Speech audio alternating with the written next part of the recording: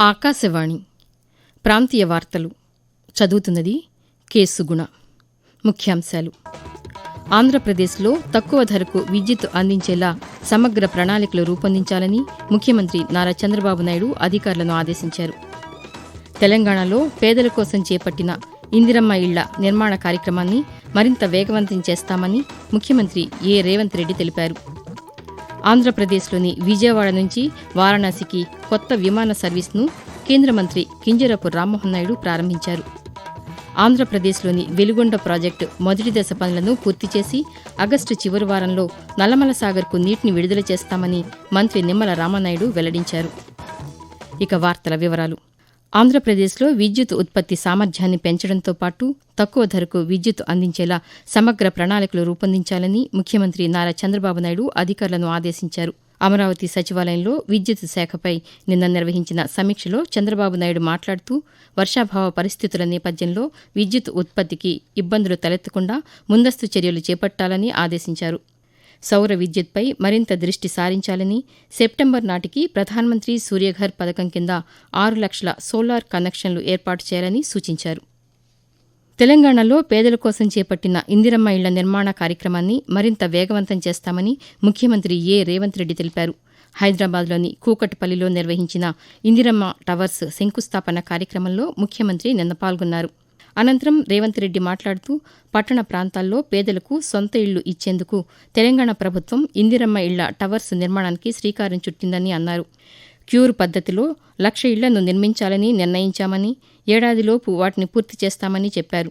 పేదలకు ఇళ్ల నిర్మాణం కోసం 5 లక్షల రూపాయల ఉచిత ఆర్థిక సాయం అందిస్తున్నామని తెలిపారు. ఆంధ్రప్రదేశ్లోని విజయవాడ నుంచి వారణాసికి కొత్త విమాన సర్వీస్ ప్రారంభమైంది.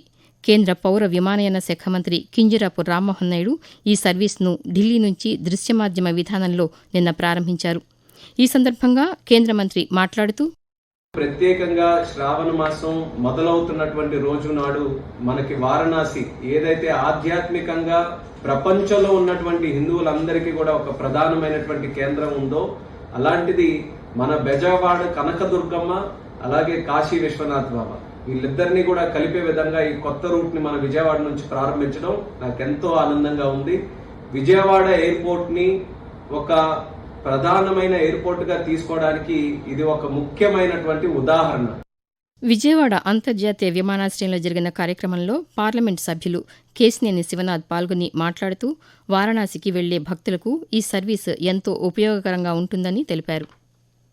సంక్షేమ పథకాలు, అభివృద్ది కార్యక్రమాలు అర్హులైన ప్రతి ఒక్కరికి చేరేలా అధికారులు సమన్వయంతో పనిచేయాలని ఆంధ్రప్రదేశ్ బీసీ సంక్షేమ శాఖ మంత్రి ఎస్ సవిత ఆదేశించారు. శ్రీ సత్యసాయి జిల్లా పెనుగొండలోని క్యాంపు కార్యాలయంలో రొద్దం మండల అభివృద్దిపై సంబంధిత అధికారులతో ఆమె నిన్న సమావేశమయ్యారు. ఈ సందర్భంగా మండలంలోని ప్రధాన సమస్యలు, చేపట్టాల్సిన అభివృద్ది కార్యక్రమాలపై మంత్రి చర్చించారు. ప్రజలకు అవసరమైన మౌలిక వసతులు, అభివృద్ది పనులను వేగంగా పూర్తి చేయాలని ఆదేశించారు. ఆంధ్రప్రదేశ్లోని విజయవాడలో నిర్వహించిన హర్ఘర్ తిరంగా యాత్రలో వైద్య ఆరోగ్య శాఖ మంత్రి వై సత్యకుమార్ యాదవ్ నిన్న పాల్గొన్నారు. ఈ సందర్భంగా ఆయన మాట్లాడుతూ హర్ఘర్ తిరంగా స్ఫూర్తితో ప్రతి ఇంట జాతీయ జెండా ఎగురవేయాలని అన్నారు.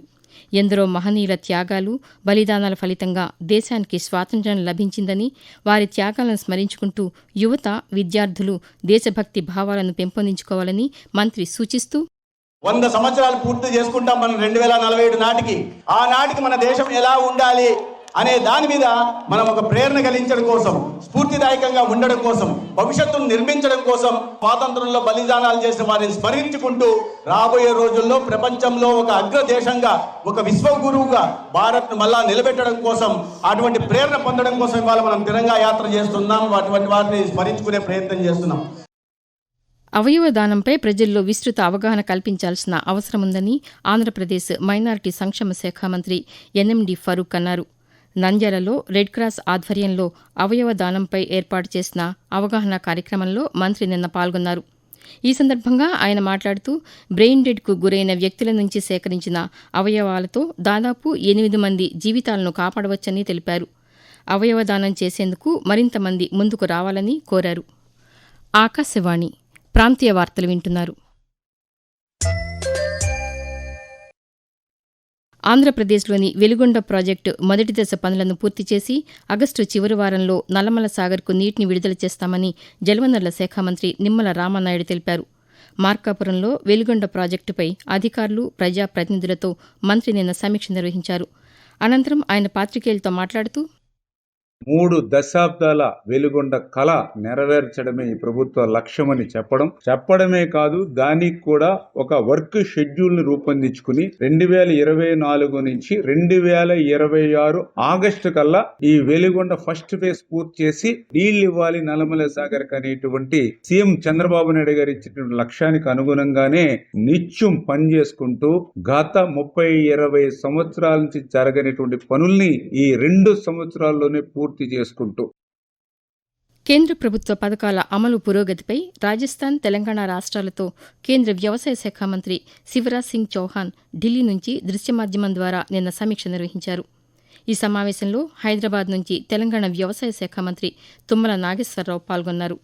రైతు గుర్తింపు కార్డులు, ఎరువుల పంపిణీకి సంబంధించి తెలంగాణ ప్రభుత్వం అనుసరిస్తున్న నూతన విధానాన్ని కేంద్ర మంత్రి ప్రశంసించారు. ఈ విధానం రైతులకు మరింత పారదర్శకంగా, సమర్థవంతంగా సేవలు అందించేందుకు దోహదపడుతుందని తెలిపారు.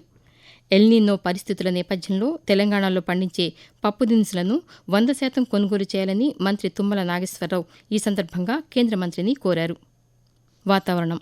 ఉత్తర బంగాళాఖాతంలో ఏర్పడిన అల్పపీడనం కొనసాగుతోందని అమరావతి వాతావరణ కేంద్రం తెలిపింది. దీని ప్రభావంతో ఆంధ్రప్రదేశ్లోని కోస్తా, రాయలసీమ జిల్లాల్లో ఈ రోజు, రేపు తేలికపాటి నుంచి మోస్తరు వర్షాలు కురిసే అవకాశం ఉందని తెలిపింది. తెలంగాణలో రానున్న 2 రోజుల పాటు అక్కడక్కడ తేలికపాటి నుంచి ఓ మోస్తరు వర్షాలు కురిసే అవకాశాలున్నాయని హైదరాబాద్ వాతావరణ కేంద్రం తెలిపింది. దేశ విభజన సమయంలో జరిగిన విషాద సంఘటనలు, ప్రజలు ఎదుర్కొన్న బాధలను గుర్తు చేసుకుంటూ ప్రతి ఏడాది ఆగస్టు 14వ తేదీని విభజన విషాద స్మృతి దినంగా నిర్వహిస్తున్నారు. 1947లో విభజన కారణంగా జరిగిన హింస వల్ల లక్షలాది మంది నిర్వాసితులయ్యారు. ఎంతో మంది ప్రాణాలు కోల్పోయారు. ఆ సమయంలో ప్రజలు ఎదుర్కొన్న సంఘర్షణ, చేసిన త్యాగాలను స్మరించుకుంటూ కేంద్ర ప్రభుత్వం 2021 సంవత్సరం నుండి విభజన విషాద స్మృతి దినాన్ని ఈ రోజున నిర్వహిస్తోంది. ప్రజల మధ్య సామాజిక ఐక్యతను, శాంతిని, సద్భావాన్ని పెంపొందించడం ఈ రోజు నిర్వహణలోని ముఖ్యోద్దేశం.